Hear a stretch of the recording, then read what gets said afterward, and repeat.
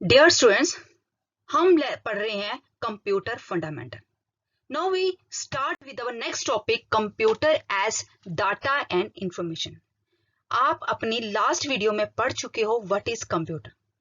अब हम पढ़ेंगे computer as data and information. Now firstly we take data. अब डाटा क्या होता है? It can be defined as a representation of facts, concepts और instructions in a formalized manner. जो भी चीज हम कंप्यूटर को इनपुट करते हैं उसे हम कहते हैं data. It can be represented with the help of characters such as alphabets, digits और स्पेशल कैरेक्टर्स. ठीक है. उसके बाद बच्चों हमारे पास आती है information. It is a process data on which decision and actions are based. जब हम कंप्यूटर को डाटा दे देते हैं, इनपुट कर देते हैं, उसके बाद वो क्या करता है? उस पर प्रोसेस करता है. प्रोसेस के बाद हमें देता है output.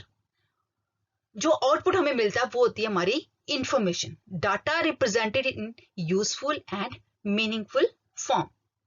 And the process of converting data into information is known as input process output cycle, IPO. आप अपनी स्लाइड पे भी देख रहे हो, ये हमारा इनपुट प्रोसेस आउटपुट मॉडल है और कंप्यूटर हमारा इसी मॉडल पे बेस होता है. इनपुट हमसे लेता है यूजर से, प्रोसेस करता है और हमें आउटपुट दिखाता है. किस पे दिखाता है? प्रिंटर पे दिखाता है या फिर मॉनिटर पे दिखाता है. ठीक है. ये है हमारा computer as data and information. एक functions of a computer. It's also very important topics of fundamental of computer.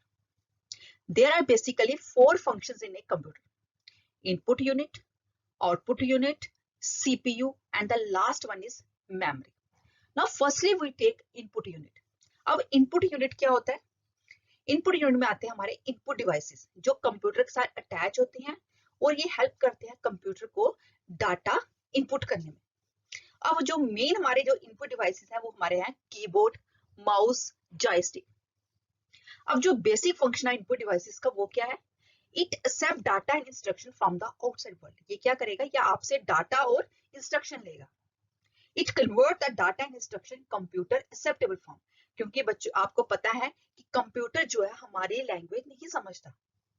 उसको एक ही लैंग्वेज आती है, मशीन लैंग्वेज, बाइनरी लैंग्वेज जो होती है 0 और 1. तो इसके बाद क्या करेगा? हमसे डाटा और इंस्ट्रक्शन ले लेगा और उसको कन्वर्ट करेगा किसमें? Computer acceptable form, machine language में या बाइनरी लैंग्वेज में. Then it supplies the converted data into computer system for further processing. उसके बाद ये डाटा किसको देगा? कंप्यूटर सिस्टम को देगा. किसके लिए? प्रोसेसिंग के लिए. लेकिन पहले उसको क्या करेगा? कन्वर्ट करेगा. किसमें? मशीन लैंग्वेज में. नेक्स्ट इज हमारा आउटपुट यूनिट. आउटपुट क्या होता है? आउटपुट होता है जो हमारे आउटपुट डिवाइसेस में हमें क्या करता है? Attach bye the computer. जो हमें आउटपुट डिवाइसेस में हमें आउटपुट दिखता है उसे हम कहते हैं अपना आउटपुट यूनिट. अब आउटपुट हमें कहाँ से दिखता है? मॉनिटर से, प्रिंटर से, प्लॉटर से. ये हमारे मेन आउटपुट डिवाइसेस है. अब बेसिक फंक्शन आउटपुट डिवाइसेस का क्या होता है? First one is it accept the data produced by the computer into binary code. क्योंकि डाटा जो कंप्यूटर ने उसको दिया वो किस फॉर्म में दिया? बाइनरी कोड में दिया. It converted the coded data result into human acceptable form. क्योंकि अब जो डाटा वो बाइनरी कोड वाला वो हमें समझ नहीं आता, इसलिए पहले उसको फिर से दोबारा क्या करेगा? बाइनरी कोड को चेंज करना किसमें? ह्यूमन एक्सेप्टेबल फॉर्म, हमारी लैंग्वेज उसको कन्वर्ट करेगा. And supplies the data converted result to outside world. फिर डाटा जो उसने कन्वर्ट कर लिया ह्यूमन एक्सेप्टेबल फॉर्म में वो किसको देगा? फिर आउटसाइड वर्ल्ड, मतलब वो हमें डाटा आउटपुट दिखा देगा. नेक्स्ट, अब हमारे पास नेक्स्ट आता है CPU, central processing unit. CPU is the brain of the computer.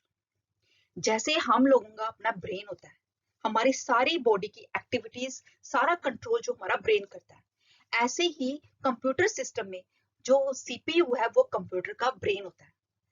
And it is responsible for activating and controlling the operation of other unit of all the computer system. जो computer system में जितने भी operation है वो कौन control करता है?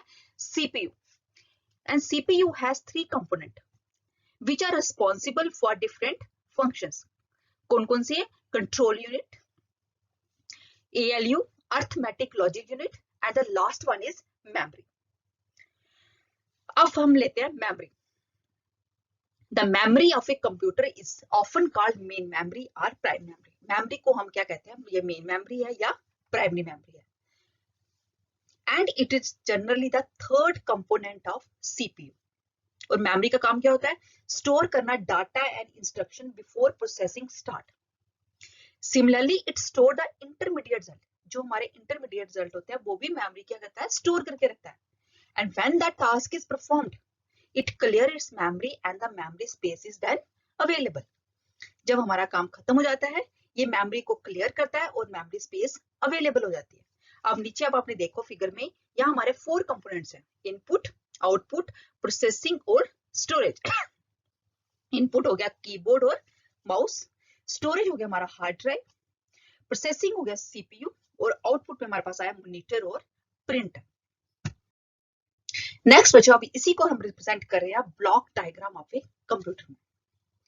अब आपने फिगर में देखो इनपुट, आउटपुट और बीच में हमारा क्या है, सीपीयू।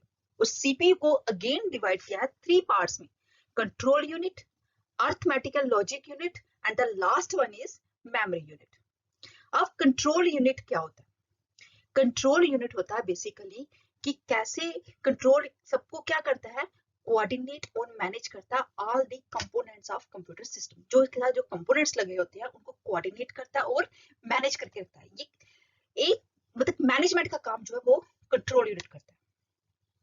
उसके बाद हमारा आता है arithmetic and logic unit, ALU।